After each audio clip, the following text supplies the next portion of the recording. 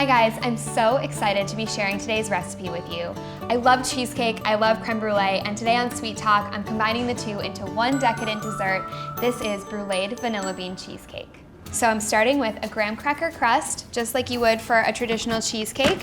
And to do that, I have 12 graham crackers here, so I'm adding these to the bowl of a food processor.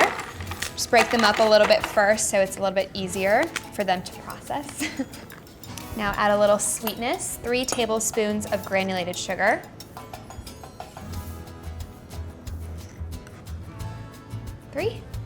And a pinch of kosher salt.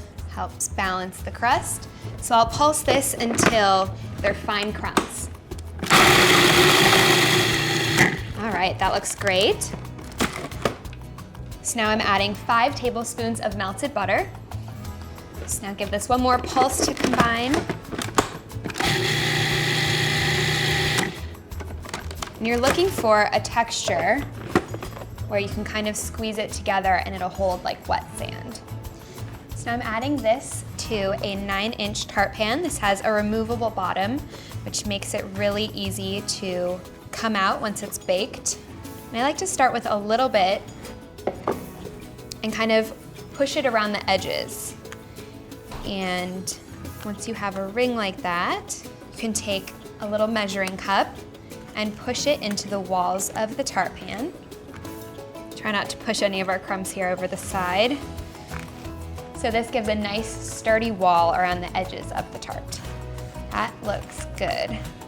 So now I'll put the rest of the crumbs into the center of the tart pan for the bottom. And I really love using a measuring cup here. It helps you get a really even packed crust. All right, just smooth out. I have one hole I need to patch up here. This looks pretty good. So now I'm going to bake this in a 350-degree oven until it's set and dry, which takes about 10 minutes. All right, so onto our filling. And this is a really simple filling. I just clean up my food processor and I'm adding a pound of cream cheese. This is 2 8-ounce blocks. A half cup of sour cream. 1 large egg. A pinch of kosher salt. And 1/2 cup of granulated sugar. And the special part, the vanilla bean. Now, if you can't find vanilla beans, you could totally use a teaspoon of pure vanilla extract, but I find that the vanilla bean flavor is just so nice. It feels a little more special. The little speckles are really beautiful, and it's just so much more pure vanilla when you use a vanilla bean. So if you can find them, and it's a special occasion, it's totally worth it. If you can't, totally okay too.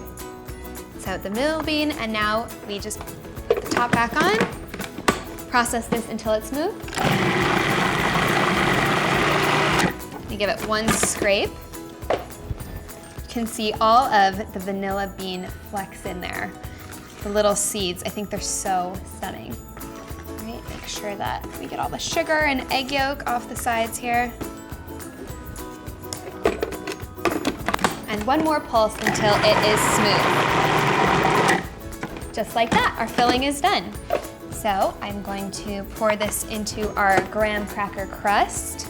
Look how beautiful, soft, and smooth that is. This filling, it's so creamy. It's gonna taste so good with that crunchy graham cracker crust. Just give this a little bit of a wiggle to smooth it out. Maybe I'll just give it a couple taps to get out the air bubbles. This is ready for the oven at 350 degrees for 30 minutes until the filling is just set. So the cheesecake is out of the oven. Look how beautiful this is. I love how it has such a smooth surface. Popped it out of the tart pan, was so easy with that graham cracker crust, and now I'm ready to brulee the cheesecake, the moment we've all been waiting for. So I have super fine sugar here, and I'm going to take 2 tablespoons of the sugar and pass it into a sieve so that I can evenly sprinkle it all over the top. So you just wanna do an even layer. Try to avoid the crust because you don't wanna brulee the crust, that'll just burn it. And you want a good amount of sugar here because we all like a thick, caramelized, beautifully crackly brulee topping. All right, there we go. We have our first layer down. This is just a little kitchen torch. I'm just gonna slowly, you don't wanna go straight towards the sugar, otherwise it might burn too quickly. You just wanna slowly start melting the sugar. And superfine really helps here because granulated sugar kind of melts in bigger globs. It doesn't burn evenly. You might get darker spots than others. It's definitely good to go low and slow here.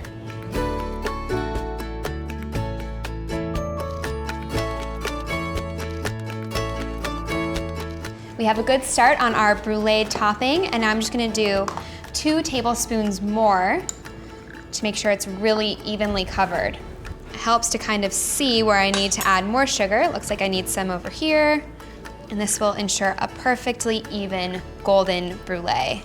All right, that looks good. We're on to our next final round of the brulee. If you're enjoying this video, if you love sugar and torches and cheesecake creme brulee, be sure to like, subscribe. We have so many great fun videos on the Everyday Food channel. All right, it's getting toasty in here, and I think our brulee topping is finished. We're gonna have a really nice, crispy, caramelly, crackly crust on top. And now I'm just gonna get set up because to top it all off, we're making spun sugar decor. So to take this cheesecake over the top, I'm going to make a spun sugar crown. To do that, I'm gonna make a caramel. So I have 1 cup of granulated sugar, 2 tablespoons of corn syrup. This helps prevent it from crystallizing. And then 1/4 cup of water. It helps prevent it from burning. So I'll get this going over medium-high. I'm gonna give it a little bit of a stir just until the sugar starts dissolving, but after that, I'm not going to touch it because I don't want it to crystallize. So now I'm going to let this cook until the sugar's dissolved and it's a nice amber color, which takes about 8 to 10 minutes. So my sugar's coming to temperature. I'm going to get my setup ready. Here I've taped down 2 spoons on my counter, and then I have a lot of newspaper underneath where I'm gonna be working because you're going to be swinging your sugar back and forth over the spoons. And then just to make sure that the sugar doesn't stick to the spoons, I'm going to lightly brush them with a little bit of safflower oil. Definitely want to protect your floors, cabinets, anything nearby that might get in the way of your sugar. So we have our rig ready, and when our caramel's done, we're going to be ready to spin. All right, so this is a nice deep amber. I'm going to plunge it right into my ice bath. Swirl it around a little bit, dip it in again. We're just looking for this to be the texture of honey. And here I have a whisk that I've used a wire cutter to cut off the ends. You can use this or 2 forks when you're doing your spun sugar. Getting a few strands in here. This is the scary part, but if it works, I think we're getting some spun sugar going now. So you want to use a pendulum motion with your arm. Dip and then just swing over the spoons. It makes this beautiful organic nest of sugar. A good way to clean your whisk when you're all done is to put it in a pot filled with water on the stove and then bring it up to a boil, and it will melt all of that caramel right off so you're not stuck with all of the sticky caramel in your tools. A few more. I think I have enough sugar here. So now I have to just carefully lift off of the spoons. Helps if you kind of lift it up and then carefully fold it on top of itself. And you want to have a really light touch with this. And then you can just hold it right on top of your beautiful cheesecake. Just like that. Talk about a showstopper.